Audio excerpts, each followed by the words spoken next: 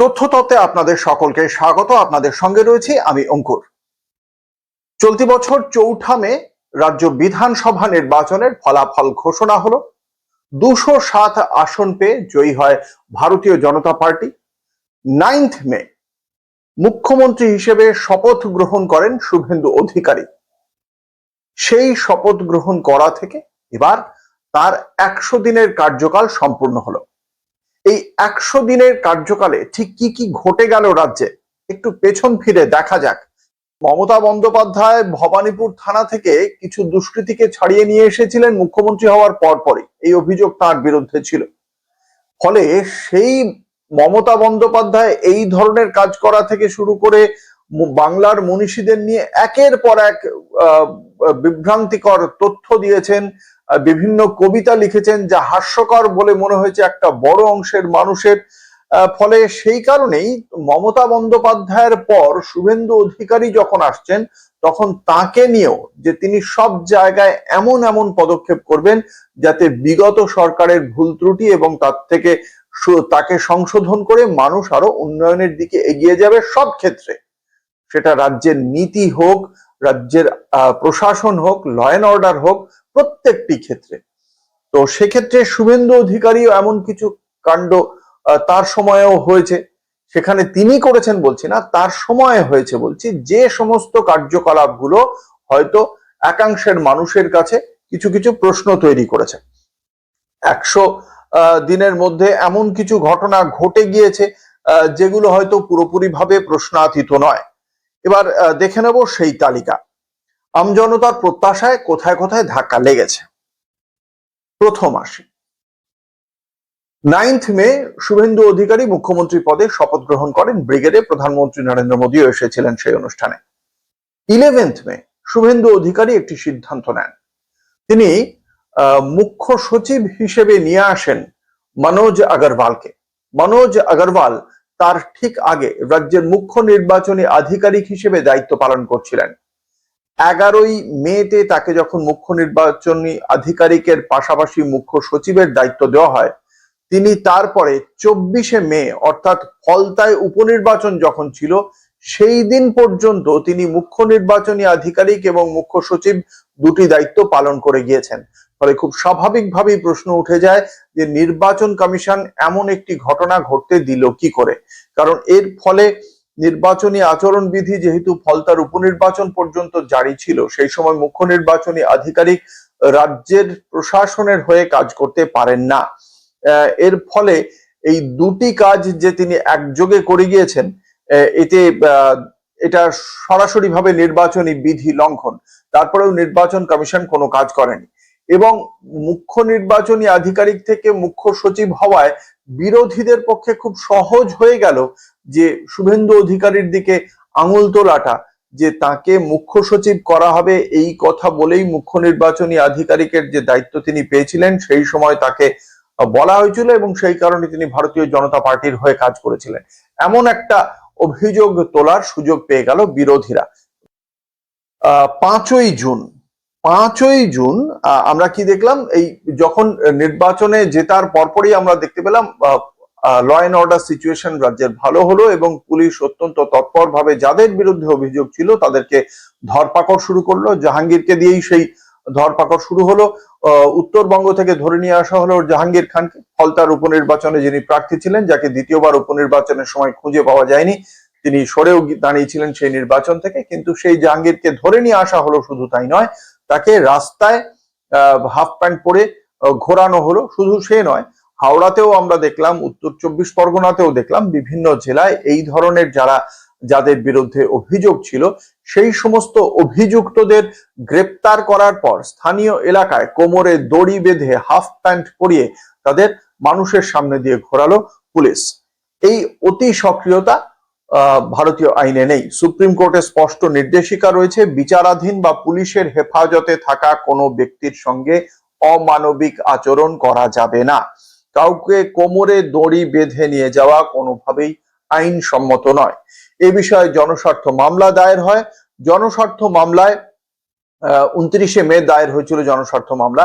রাজ্যের কাছে রিপোর্ট চায় আদালত, বিচারপতি জয় সেনগুপ্তর পর্যবেক্ষণ, অনেক রাগ থাকতে পারে, বিক্ষোভ থাকতে পারে, কিন্তু আসামিকে অপমান করা উচিত নয়। প্রথমত এদের বিরুদ্ধে অনেক রাগ ছিল, কিন্তু এরা তখনও পর্যন্ত অভিযুক্ত, তারা তখনও পর্যন্ত দোষী সাব্যস্ত হয়নি, এবং দোষী সাব্যস্ত হওয়ার পরেও তারও একটা সম্মান আছে, এবং সেক্ষেত্রে অমানবিক আচরণ করা যাবে না বলে ভারতীয় আইন বলছে। কিন্তু একের পর এক এই ঘটনা ঘটে গিয়েছে। ডিম্বাস্ত্র প্রয়োগ বা ডিম থেরাপি সেটা তো হয়েছে রাজ্য জুড়ে, সেটাকেও ভালো চোখে দেখা যায় না, যদিও সেটাকে জনরোষ বলে চালিয়ে দিতে চেয়েছে রাজ্য বিজেপি দল বা শ্রমিক ভট্টাচার্য রাজ্য বিজেপি সভাপতি হিসেবে। পুলিশের এই অতি সক্রিয়তা নিয়ে প্রশ্ন উঠেছে, আদালতেও প্রশ্ন উঠেছে, এবং এই অতি সক্রিয়তা যার যেখানে হচ্ছে পুলিশের বিরুদ্ধে রাজ্যের পুলিশ মন্ত্রী শুভেন্দু অধিকারী, ফলে এই ঘটনা অবাঞ্ছিত, অনভিপ্রেত। শুভেন্দু অধিকারীর দিকে পুলিশ মন্ত্রী হিসেবে তার দিকে আঙুল উঠলে কিছু বলার নেই। 8ই জুন তারপরে আমরা একদিকে যেমন দেখছিলাম আইনের শাসন যেমন চালু হয়েছিল, বিভিন্ন জায়গায় ধরপাকড় চলছিল, বিভিন্ন কাউন্সিলরদের ধরা হচ্ছিল, তারা কি কি আচরণ করেছে, কোথায় কোথায় মাটির তলায় কত কি লুকিয়ে টুকিয়ে রেখেছে। আর তার পাশাপাশি আর একটা রাজনৈতিক খেলা চলছিল। ঋতব্রত বন্দ্যোপাধ্যায়ের নেতৃত্বে একটা অংশ তৃণমূল কংগ্রেস থেকে ভেঙে গিয়ে ঋতব্রত বন্দ্যোপাধ্যায়ের সঙ্গে যোগ দিচ্ছিলেন। অন্যদিকে কাকলি ঘোষ দস্তিদার, তিনি মমতা বন্দ্যোপাধ্যায়ের শিবির থেকে বেরিয়ে গেলেন, তার সঙ্গে চলে গেলেন অন্তত 20 জন তৃণমূল কংগ্রেসের সাংসদ।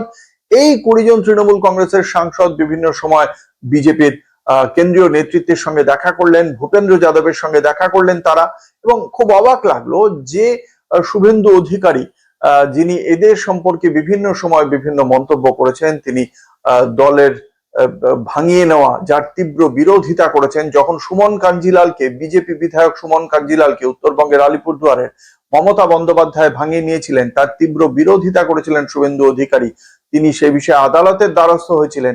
সেই শুভেন্দু অধিকারী এবার এই যে যারা তৃণমূল কংগ্রেস থেকে যারা বেরিয়ে এলেন, বিদ্রোহী হয়ে উঠলেন, তাদের সঙ্গে গিয়ে চায়ের বৈঠকে যোগ দিলেন শতাব্দী রায়ের বাড়িতেও। তার আগে ভূপেন্দ্র যাদবের সঙ্গে যে বৈঠক হয় সেই বৈঠকেও তিনি ছিলেন।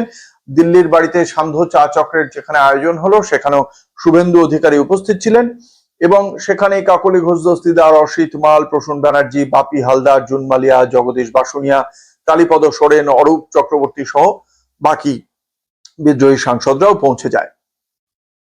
শুভেন্দু অধিকারী যিনি বা তার পরবর্তীকালে ভারতীয় জনতা পার্টির যিনি রাজ্য সভাপতি সাংসদ শ্রমিক ভট্টাচার্য, তারা বলেছিলেন ভালো তৃণমূলী বলে কোনো ব্যাপার নেই, এবং 4 ঘন্টার যারা বিজেপি তাদেরকে দলে নেওয়া হবে না। এই সমস্ত যারা বড় বড় সংলাপ দিয়েছিলেন, সেগুলো সংলাপ এই কারণেই বলছি কারণ সংলাপ তো বলার জন্য বলা হয়, মিথ্যা হয়, সেটা সত্যি ভাষণ নয়। কারণ এই কথাগুলো একদম বদলে গেল। এই 20 জন কার্যত তারা বিজেপিতে যোগ দেওয়ার পথেই চলে গেলেন। আর কিছু লোক যাদের সম্পর্কে সুকান্ত মজুমদার, এই প্রকাশ চন্দ্র বড়াইক, যার সম্পর্কে সুকান্ত মজুমদার বড় বড় কথা বলে এসেছিলেন, সেই প্রকাশ বড়াইক ভারতীয় জনতা পার্টিতে জয়েন করলো। আর তৃণমূল কংগ্রেসের বিজেপির কর্মী সমর্থকরা তারা তাকিয়ে তাকিয়ে দেখলেন যে সুখেন্দু শেখর রায় তিনি বিজেপিতে শুধু যোগ দিলেন না, আবার বিজেপির টিকিটেই তিনি রাজ্যসভায় চলেও গেলেন। ফলে এই বিষয়গুলো খুব একটা কাঙ্ক্ষিত ছিল না। এইটা শুভেন্দু অধিকারী তিনি নিজেকেও জড়িয়ে নিলেন, তিনি নিজেই বিদ্রোহী সাংসদদের সঙ্গে বৈঠকে তিনি নিজে দিল্লিতে চলে গেলেন। এটা কি বিজেপির কর্মী সমর্থকরা খুব আশা করেছিলেন এটা হবে? এটাই কি প্রতিশ্রুতি ছিল? সন্দেহ আছে। 22শে জুন মমতা বন্দ্যোপাধ্যায় একাধিক সময় বিভিন্ন ভুল তথ্য দিয়েছেন বিভিন্ন মনীষী সম্পর্কে। কিভাবে মহাত্মা গান্ধীর অনশন ভঙ্গ করিয়েছেন কে, বা রবীন্দ্র ঠাকুর কবে শেলির সঙ্গে কিটসের সঙ্গে কথা বলেছেন, এই ধরনের যাবতীয় বিভিন্ন বিভ্রান্তিকর তথ্য দিয়েছেন। বা সম্প্রতি সতীদাহ প্রথা নিয়েও আমরা বিভ্রান্তিকর তথ্য আমরা দেখেছি তৃণমূল আমলে।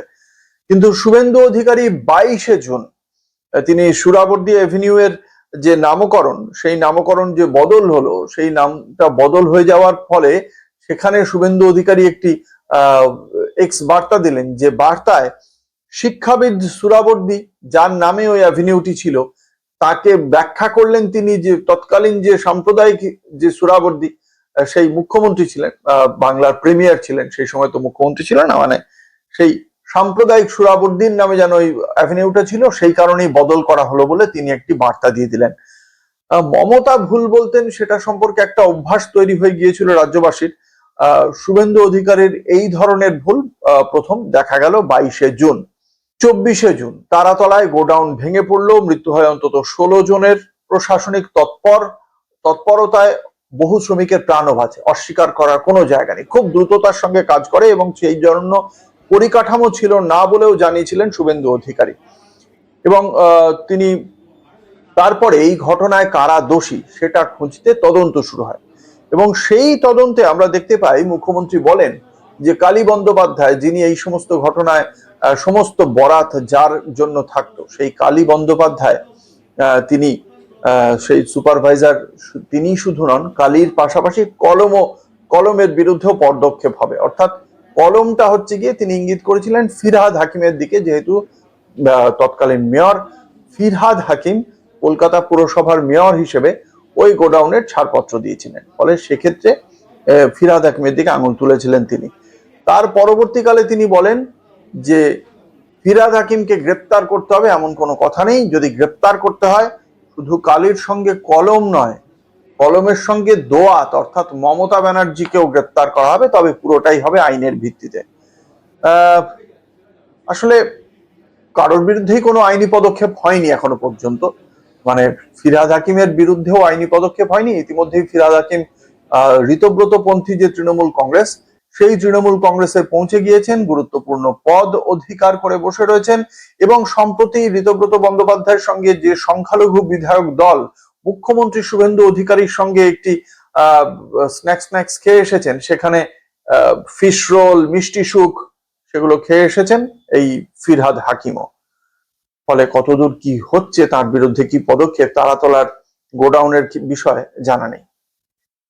29 এবং 30শে জুন রেজিনগর এবং শক্তিপুরের যে কর্মসূচি, সেখানে সাম্প্রদায়িক বক্তব্য রেখেছিলেন বিধায়ক হুমায়ুন কবির এবং এই ধরনের বক্তব্য রাখার জন্য বিধানসভা থেকেই তাকে কড়া হুঁশিয়ারি দিয়েছিলেন শুভেন্দু অধিকারী। বলেছিলেন আমাকে ডিল করেনি এবং তিনি বলেছিলেন যে চরম পদক্ষেপ করা হবে। এফআইআর রুজু করা হয়েছে, কিন্তু এই 30শে জুনের ঘটনা শুভেন্দু অধিকারী হুঁশিয়ারি দিয়েছিলেন। আর 5th অগস্ট ফুল নিয়ে মুখ্যমন্ত্রীর সঙ্গে সাক্ষাৎ করেন এই হুমায়ুন কবির। দুজনের হাসি মুখে ছবিও আমরা দেখেছি সমাজ মাধ্যমে। ফলে তার বিরুদ্ধে কি পদক্ষেপ হলো আমরা জানি না, এটাই কি কাঙ্ক্ষিত ছিল? তিনি তো বলেছিলেন যে এই ধরনের কোনো সাম্প্রদায়িক মন্তব্য করলে তার বিরুদ্ধে পদক্ষেপ হবে। ডিল করে, তার সঙ্গে যে ডিল করেনি সেটা বুঝতে, তাহলে কি ডিল হলো কিছু যে কারণে পদক্ষেপ হলো না? কারণ তিনি তো বহাল তবিয়তে ঘুরে বেড়াচ্ছেন এই ধরনের সাম্প্রদায়িক মন্তব্য করার পরেও। 30শে জুনে এই ঘটনার পর আরেকটা গুরুত্বপূর্ণ ঘটনা, 5ই জুলাই 2026। এই দিন বারুইপুরে একটি নাবালিকাকে নির্যাতন করা হয়, যৌন নির্যাতন করে, ধর্ষণ করে তাকে খুন করা হয় এবং সেই ঘটনায় প্রাথমিকভাবে কয়েকজনকে গ্রেপ্তার করা হয়। যাদেরকে গ্রেপ্তার করা হয়েছিল তাদের মধ্যে একজনকে গভীর রাতে নিয়ে গিয়ে ঘটনার পুনর্নির্মাণ করতে যায় পুলিশ। তারপর নাকি সেই অভিযুক্ত পুলিশেরই রিভলভার ছিনিয়ে নিয়ে পুলিশকে গুলি করতে যায়, তারপর পুলিশ তাকে গুলি করে, তারপর তাকে হাসপাতালে নিয়ে গেলে চিকিৎসক মৃত বলে ঘোষণা করে। এই যে এনকাউন্টার হয়, এই এনকাউন্টার কিন্তু রাজ্যবাসী এর আগে মনে করতে পারছে না যে এরকম এনকাউন্টারের ঘটনা ঘটেছিল কিনা। তো যাই হোক, সেই প্রভাস মণ্ডল তার ঘটনার পুনর্নির্মাণ করার কেন গভীর রাতে গেল পুলিশ, এই ধরনের প্রশ্ন সহ আরো একাধিক প্রশ্ন উঠছে যার এখনো পর্যন্ত উত্তর রাজ্যবাসী পায়নি। এটা কাঙ্ক্ষিত ছিল না। পুলিশ মন্ত্রী শুভেন্দু অধিকারী তিনি পুলিশ মন্ত্রী হিসেবে কেন এই বিষয়টা আরেকটু সক্রিয় হলেন না, সেই নিয়ে প্রশ্ন রয়েছে একাধিক মহলে। 9th জুলাই গেরুয়া পতাকা নিলেন সুখেন্দু শেখর রায়, প্রকাশ চেকে বড়াইক। তথাকথিত ভালো তৃণমূলের সংখ্যা বাড়ল বিজেপিতে এবং তারা রাজ্যসভায় প্রার্থী হিসেবে মনোনয়নও পেয়ে গেলেন। বিজেপির দীর্ঘদিনের যারা কর্মী, যারা বহু মার খেয়েছেন তৎকালীন শাসক দল তৃণমূল কংগ্রেসের হাতে, তারা আশা করি দুঃখ পাননি। 15th জুলাই 9 জুলাইয়ের পর 15 জুলাই অনুব্রত মণ্ডল, মদন মিত্র তারা যোগ দিলেন ঋতব্রতপন্থী শিবিরে। এবং এই ঋতব্রতপন্থী শিবিরে তাদের যে যোগদান সেটা আদতে বিজেপিতেই যোগদান বলে মনে করা হচ্ছে, কারণ বিজেপির বি টিমই বলা হচ্ছে। কারণ বিজেপির কোনো বিষয়ই সেই অর্থে কনস্ট্রাকটিভ বিরোধিতা করতে দেখা যায়নি, যেটা ওরা বলেছিলেন যে গঠনমূলক সমালোচনা হবে। কোন গঠনমূলক সমালোচনা সেটা আমরা দেখতে পেলাম না। এই ভালো তৃণমূলদের সংখ্যা বাড়লো। এই অনুব্রত মণ্ডল আপনাদের সকলেরই মনে থাকবে বীরভূমেরই একজন পুলিশ আধিকারিককে যাচ্ছে তাই ভাষায় গালিগালাজ করেন, অশালীন শব্দ প্রয়োগ করেন, এবং সেটা নিয়ে যখন রাজ্য জুড়ে প্রতিবাদ ওঠে সেই প্রতিবাদের মধ্যে বিজেপিও ছিল। সেই প্রতিবাদের প্রেক্ষিতে মমতা বন্দ্যোপাধ্যায়ের দল তাকে ক্ষমা চাইতে বলে। সে একটি লিখিত ক্ষমা চায়, চিরকুটে ক্ষমা চায় মমতা বন্দ্যোপাধ্যায়ের কাছে। আর তার পাশাপাশি কি তার বিরুদ্ধে একটি পুলিশি অভিযোগ হয়, কিন্তু সেই অভিযোগে যে পুলিশকে তিনি গালাগাল করেছিলেন সেই পুলিশের ফোনটাই বাজেয়াপ্ত হয়। অনুব্রত মণ্ডলের কিছু হয়নি, সেই পুলিশের ট্রান্সফারও হয়ে গিয়েছিল। তো এখনো পর্যন্ত সেই অনুব্রত মণ্ডল, যিনি ওই পুলিশ অফিসারের স্ত্রী সম্পর্কেও কটু কথা বলেছিলেন, সেই অনুব্রত মণ্ডলের বিরুদ্ধে কোনো পদক্ষেপ হলো না। শুভেন্দু অধিকারী বলেছিলেন পুলিশ মন্ত্রী হিসেবে নারী সুরক্ষার কথা। তার জমানায় নারী সুরক্ষা বা নারীর সম্মান থাকলো তো? জানা নেই। 18 জুলাই প্রকাশ্যে এলো বিজেপির রাজ্যসভার সাংসদ নগেন্দ্র রায় ওরফে অনন্তর সেই বক্তব্য, যে বক্তব্যকে কেন্দ্র করে রাজ্য তোলপাড় হলো, চতুর্দিকে প্রতিবাদ হলো। বিজেপি নীরব। তিনি বাঙালির আবেগের জায়গা, বাঙালির অত্যন্ত সংবেদনশীল জায়গা নেতাজি সুভাষচন্দ্র বসু সম্পর্কে অবমাননাকর মন্তব্য করতে বাধেনি তার। একাধিকবার বারংবার করেছেন, কিন্তু থামেননি, এবং বিজেপিও নীরব থেকে গেছে। শেষ পর্যন্ত গত 11 আগস্ট মমতা ব্যানার্জিকে দেখতে পাওয়া গেল শ্যামবাজারে নেতাজি মূর্তির পাদদেশে দাঁড়িয়ে তার প্রতিবাদ করলেন। 12 আগস্ট মুখ্যমন্ত্রী শুভেন্দু অধিকারী নবান্নে বসে তিনি বললেন যারা নেতাজির নামে খারাপ কথা বলছে তাদের বিরুদ্ধে আইনি পদক্ষেপ হবে। কিন্তু এই যারার মধ্যে একবারের জন্য তিনি রাজ্য বিজেপির যে সাংসদ নগেন্দ্র রায় ওরফে অনন্তের নাম তিনি মুখে আনলেন না। এটাও খুব অবাক লাগলো। এবং এখনো পর্যন্ত বিজেপি দল হিসেবে সাংসদ পদ কেড়ে নেওয়ার মতো কোনো গুরুত্বপূর্ণ পদক্ষেপ নগেন্দ্র রায়ের বিরুদ্ধে করেনি। 24 জুলাই ছাত্র ধর্মঘট। আপনারা সকলেই জানেন যে তার আগে দেশ জুড়ে ককরোচ জনতা পার্টির যে কর্মসূচি ছিল জান্তার মান্তারে, সেই আন্দোলন। 20 জুলাই তারা সংসদ চলো কর্মসূচি নিয়েছিল। তারপরে তাদের আন্দোলনের জেরে শিক্ষামন্ত্রী ধর্মেন্দ্র প্রধান পদত্যাগ করেন। এবং এরই মধ্যে 24 জুলাই একটি শুক্রবার এসএফআই এর পক্ষ থেকে আমাদের শহর কলকাতায় এমনই একটি তারাও কর্মসূচির ডাক দিয়েছিল, এবং যন্তর মন্তরে সিজেপিকে সমর্থন জানিয়ে, এবং সেখানেও শিক্ষামন্ত্রী ধর্মেন্দ্র প্রধানের এবং নিটের প্রশ্ন ফাঁসের বিরুদ্ধে তাদের প্রতিবাদ কর্মসূচি ছিল। সেই কর্মসূচিতে সিজেপি যেমন সামিল হয়েছিল, বহু ছাত্র সংগঠনই সামিল হয়েছিল সেখানে। এবং সেখানে মুখ্যমন্ত্রী শুভেন্দু অধিকারী বলেন শুক্রবারীরা সামিল হয়েছিল, তাদেরকে চিহ্নিত করা হয়েছে। এই শুক্রবারীরা বলতে মুসলিম ছাত্র গোষ্ঠীকেই বলেছিলেন তিনি, এবং তাদেরকে বহিরাগতই বলা হয়েছিল, তাদের কোনো ছাত্র সংগঠনের পক্ষ থেকে তারা নয় বলেই বলা হয়েছিল। এবং বলা হয়েছিল এই শুক্রবারীদের চিহ্নিত করা হয়েছে এবং তাদের এমন সাজা দেব 3 পুরুষ মনে রাখবে। কিন্তু তাদের বিরুদ্ধে এফআইআর অবশ্যই হয়েছিল, তাদের গ্রেপ্তারও করা হয়েছিল। কিন্তু কেন্দ্রীয় সরকার যেহেতু প্রতিশ্রুতি দিয়েছিল ককরোচ জনতা পার্টিকে যে শুধুমাত্র দিল্লি নয়, যে যে রাজ্যে ককরোচ জনতা পার্টি বা এই তাদের যে আন্দোলন, সেই আন্দোলনের পক্ষে যাবতীয় বিক্ষোভ হয়েছে, সেই বিক্ষোভে যাদেরকে গ্রেপ্তার করা হয়েছে, যাদের বিরুদ্ধে প্রশাসন পদক্ষেপ করেছে, তাদের বিরুদ্ধে সমস্ত পদক্ষেপ প্রত্যাহার করা হবে বা তাদের বিরুদ্ধে কোনো শাস্তিমূলক পদক্ষেপ ভবিষ্যতেও হবে না।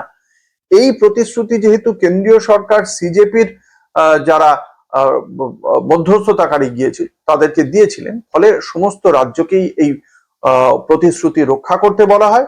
অসম, বিহারের মতো পশ্চিমবঙ্গ সমস্ত যাদের বিরুদ্ধে এফআইআর করা হয়েছিল সেই সমস্ত এফআইআর উইথড্র করে, তথাকথিত শুক্রবারীদের বিরুদ্ধে এফআইআর উইথড্র করে রাজ্য সরকার।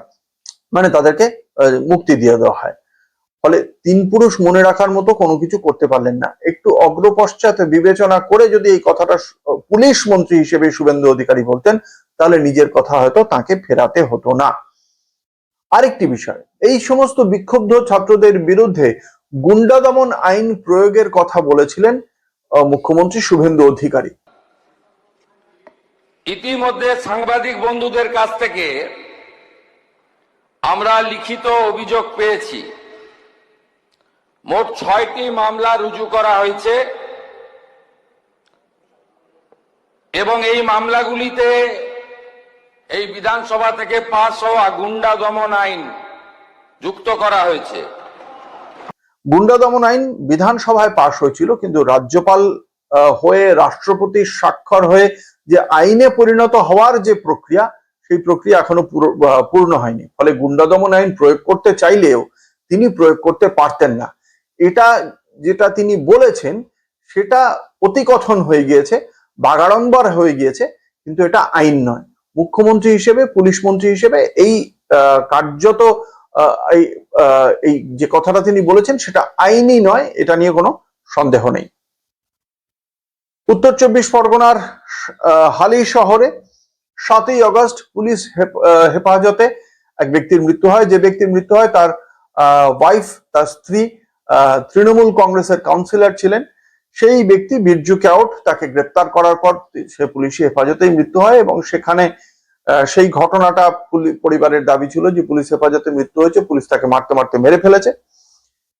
সেখানে 9 আগস্ট পৌঁছে যান মমতা বন্দ্যোপাধ্যায়। তার পরের দিন শুভেন্দু অধিকারী সেখানে যান এবং তিনি জানান যে আইও কে সাসপেন্ড করা হয়েছে, আইসি কে ক্লোজ করা হচ্ছে, জেলা শাসক ম্যাজিস্ট্রেরিয়াল এনকোয়ারি করবেন। এছাড়াও 10 লক্ষ টাকা দেওয়ার কথা বলেছেন, তিনি চাকরি দেওয়ার কথা বলেছেন পরিবারের জন্য।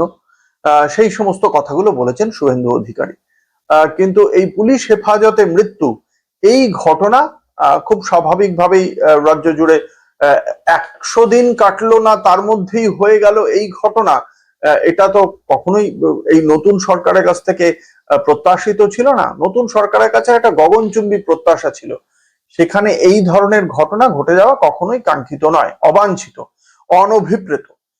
ফলে আগামী দিনে কি হবে তার জন্য আমাদের অবশ্যই অপেক্ষা করতে হবে এবং আমরা আশা করব সরকার বা রাজ্যের শাসক দল হিসেবে বিজেপি, তারা উভয়ই এই 100 দিনে যে সমস্ত কাজ নিয়ে সামান্য হলেও মানুষের মনে তাদের দলের আগামী দিনের ভূমিকা নিয়ে কিছু প্রশ্ন তৈরি হয়েছে, সেই প্রশ্ন যাতে আর দ্বিতীয়বার না হয় তার জন্য তারাও সতর্ক থাকবেন এবং সেই অনুযায়ী পদক্ষেপ করবেন। আমার প্রতিবেদন যদি আপনাদের ভালো লাগে তাহলে লাইক, কমেন্ট, সাবস্ক্রাইব, শেয়ার করুন। দেখতে থাকুন অঙ্কুর একটা তথ্য তত্ত্ব। নমস্কার।